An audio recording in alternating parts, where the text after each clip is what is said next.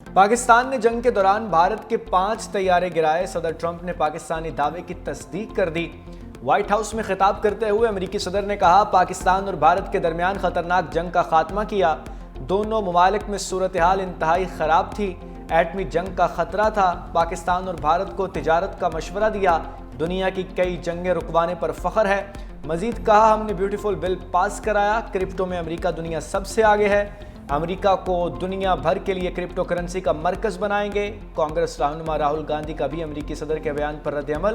وزیر اعظم مودی سے سوال کر لیا۔ بولے، مودی جی، 5 طیارے تباہ ہونے کی حقیقت کیا ہے؟ قوم سچ جاننا چاہتی ہے۔ بھارت کے خلاف تاریخی کامیابی کے بعد معرکہ حق پر ISPR کی مفصل ڈاکیومنٹری جاری۔ بھارت کے پہلگام فالس فلیگ آپریشن سے آپریشن سندور کی شرمناک ناکامی اور آپریشن بنیاد المرصوص میں پاکستان کی مسلح افواج کی شاندار کامیابی تک تمام واقعات ترتیب اور ثبوتوں کے ساتھ پیش کیے گئے۔ ڈاکیومنٹری میں بین الاقوامی میڈیا کے بھارتی فضائیہ کے گرائے گئے طیاروں کا ملبہ بھی دکھایا گیا۔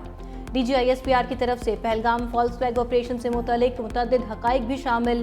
وزیر اعظم شہباز شریف کی پہلگام واقعہ آپریشن کی غیر جانبدارانہ تحقیقات کی پیشکش بھی اجاگر کی گئی۔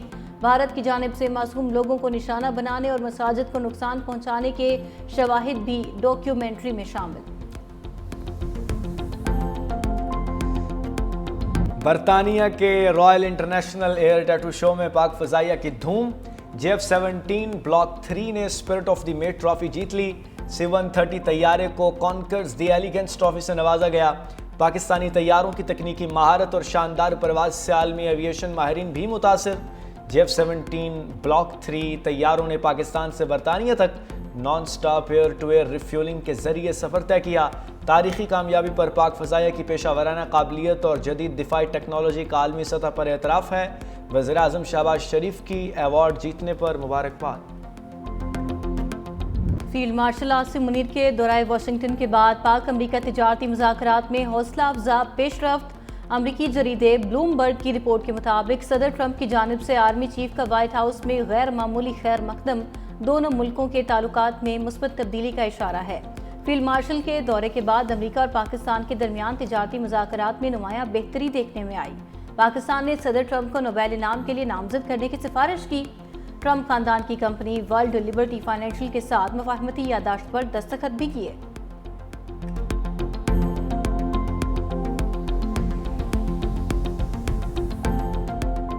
فیلڈ مارشل کے دورہ امریکہ کے ثمرات سمیٹنے کے لیے وزیر خزانہ واشنگٹن میں موجود۔ امریکی ہم منصب اور امریکی تجارتی نمائندے سے ملاقات کے دوران پاک امریکہ تجارتی مذاکرات میں نمایاں پیش رفت۔ فریقین کا مستحکم تجارتی تعلقات اور سرمایہ کاری میں فروغ کے عزم کا اعادہ۔ محمد اورنگزیب نے میڈیا سے گفتگو میں کہا، منرل اینڈ مائننگ، مصنوعی ذہانت، کرپٹو، ڈیجیٹل انفراسٹرکچر کے شعبوں میں سرمایہ کاری ہوگی۔ تجارت سے شروع کر کے سرمایہ کاری کی طرف جائیں گے۔ یہ حقیقی گیم چینجر قدم ہوگا۔ آنے والے دنوں میں لیڈرشپ اہم اعلانات کرے گی۔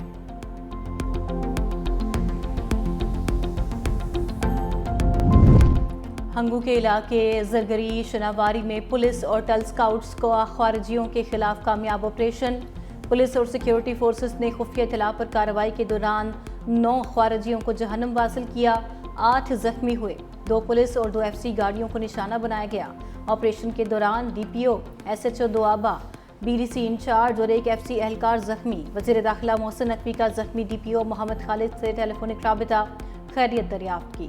فتنہ ہندوستان کے دہشت گردوں کو عبرتناک انجام تک پہنچانے پر DPO ہنگو اور ٹیم کو خراج تحسین۔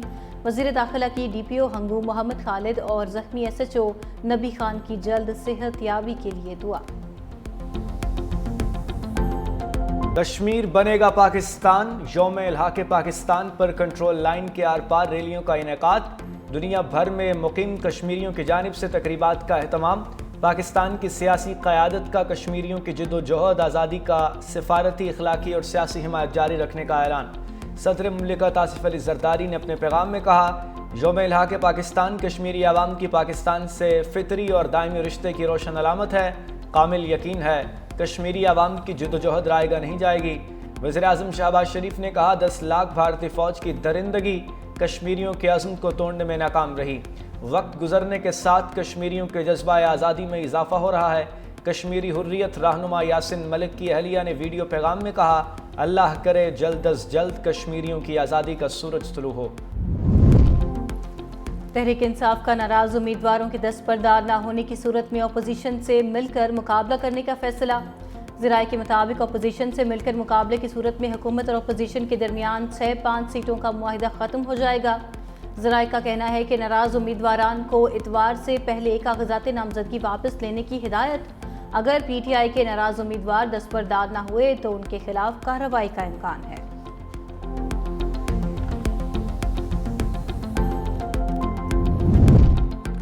پنجاب اسمبلی میں حکومت اور اپوزیشن کے مذاکرات کامیاب۔ اسپیکر پنجاب اسمبلی نے ریفرنس کی درخواستوں پر فیصلہ معطل کر دیا۔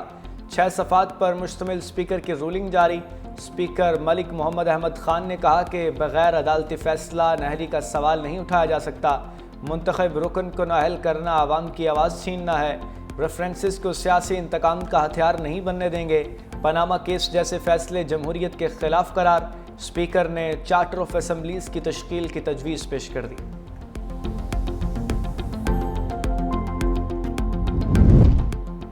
مری سیاسی سرگرمیوں کا مرکز بن گیا۔ شریف فیملی کی مری میں بڑی بیٹھک، اہم فیصلے متوقع۔ قائد میاں نواز شریف، وزیر اعظم شہباز شریف درمیان چھانگلہ گلی میں اہم اجلاس جاری۔ ملکی سیاسی صورتحال پر مشاورت۔ وزیر اعظم وفاقی حکومت کی کارکردگی سے متعلق آگاہ کریں گے۔ امیر مقام مرکزی قیادت کو کے پی میں سینٹ الیکشن کے حوالے سے بریفنگ دیں گے۔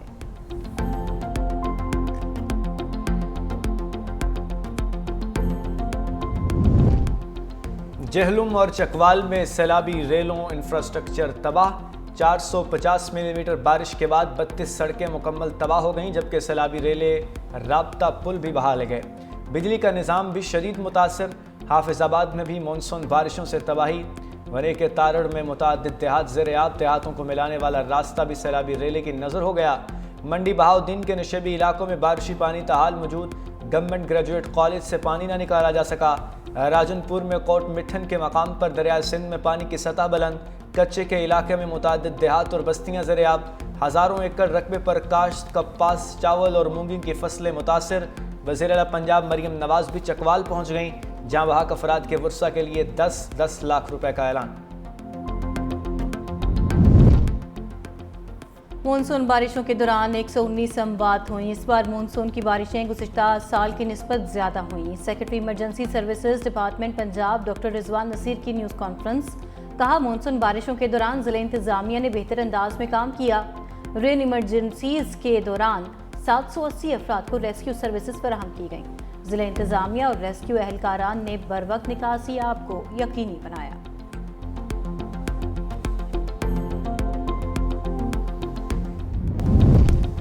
محکمہ موسمیات کی مونسون کا تیسرا سپیل شروع ہونے کی پیشگوئی۔ سندھ حکومت کی تیاریاں مکمل۔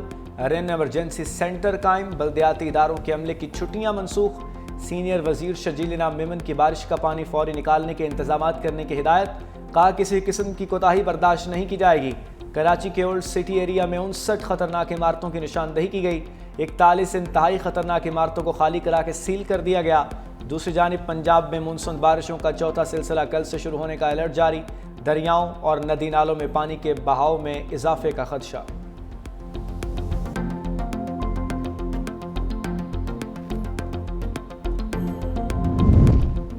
نائب وزیر اعظم اور وزیر خارجہ اسحاق ڈار کا آذربائیجان کے وزیر خارجہ سے ٹیلی فونک رابطہ۔ دو طرفہ تعاون اور باہمی دلچسپی کے امور پر تبادلہ خیال۔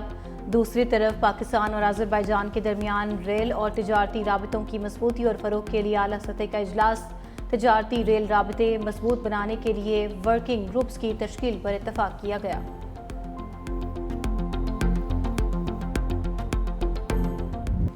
غزہ میں اسرائیلی فوج کی بربریت جاری۔ مزید 80 سے زائد فلسطینی شہید۔ امداد کے منتظر افراد بھی اسرائیلی حملوں کی بھینٹ چڑھ گئے۔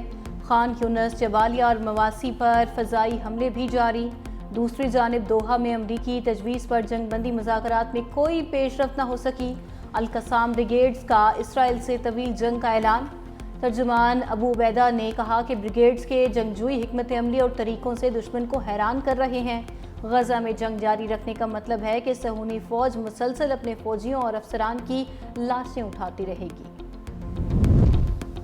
صہیونی ریاست کی شام میں دہشت گردی جاری۔ السویدہ کے مختلف مقامات پر بمباری۔ دروز اور بدو قبائل میں جھڑپیں جاری، ہلاکتوں کی تعداد 500 سے تجاوز کر گئی۔ اسرائیلی وزیر اعظم نیتن یاہو نے کہا دروز برادری کا تحفظ ہماری ریڈ لائن ہے، جب تک شامی حکومت ریڈ لائن عبور کرنے سے باز نہیں آتی حملے جاری رہیں گے۔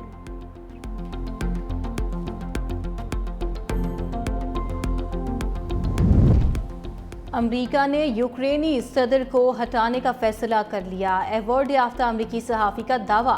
سیمول ہرش کا کہنا ہے کہ یوکرین کے صدر نے عہدہ چھوڑنے سے انکار کیا تو انہیں زبردستی ہٹا دیا جائے گا۔ یوکرینی فوج کے سابق کمانڈر ان چیف اور اس وقت برطانیہ میں یوکرین کے سفیر ولیری زیلنسکی کے ممکنہ متبادل ہوں گے۔